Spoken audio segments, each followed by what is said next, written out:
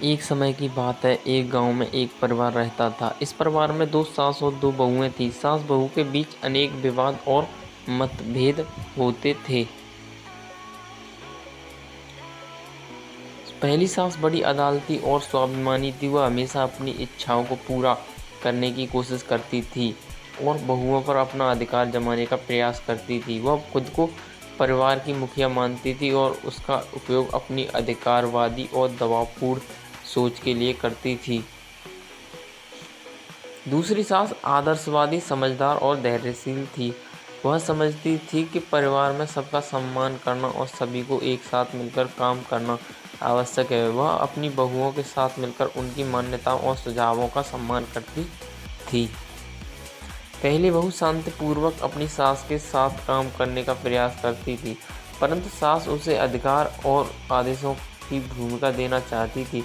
इससे वह परेशान हो जाती थी और घर के माहौल में दबाव महसूस करती थी। दूसरी बहू समझदारी और समाधान निकालने के लिए साथ मिलाती थी। वह दिल से सास के साथ मिलकर उसकी सहायता करने का प्रयास करती थी और विवादों को सुलझाने के लिए हमेशा तत्पर रहती थी। धीरे धीरे पहली सास ने समझा कि उसका अधिकारवाद और दबावपूर्ण सोच न केवल उसकी बहुओं को दुख पहुंचा रहा है, बल्कि परिवार के सभी सदस्यों को भी। उसने स्वयं को समझाया और अपनी सोच में परिवर्तन किया। इस बीच दूसरी सास और बहू ने प्रेम और सम्मान के आदान प्रदान के माध्यम से समझौते करना सीखा। वे एक दूसरे की मान्यताओं को समझते और सम्मान करते थे और परिवार में शांति और खुशहाली का माहौल बनाने में सफल रहते थे।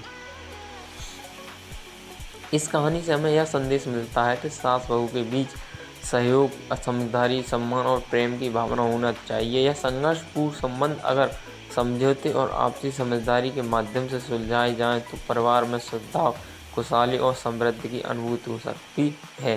दोस्तों, कहानी कैसी लगी हमें कमेंट करके ज़रूर बताएं। वीडियो को लाइक करें, ज़्यादा से ज़्यादा हमारी स्टोरी सभी को शेयर करें और चैनल को सब्सक्राइब करना ना भूलें। चैनल को ज़रूर सब्सक्राइब करें। मिलते हैं अगली वीडियो में। धन्यवाद।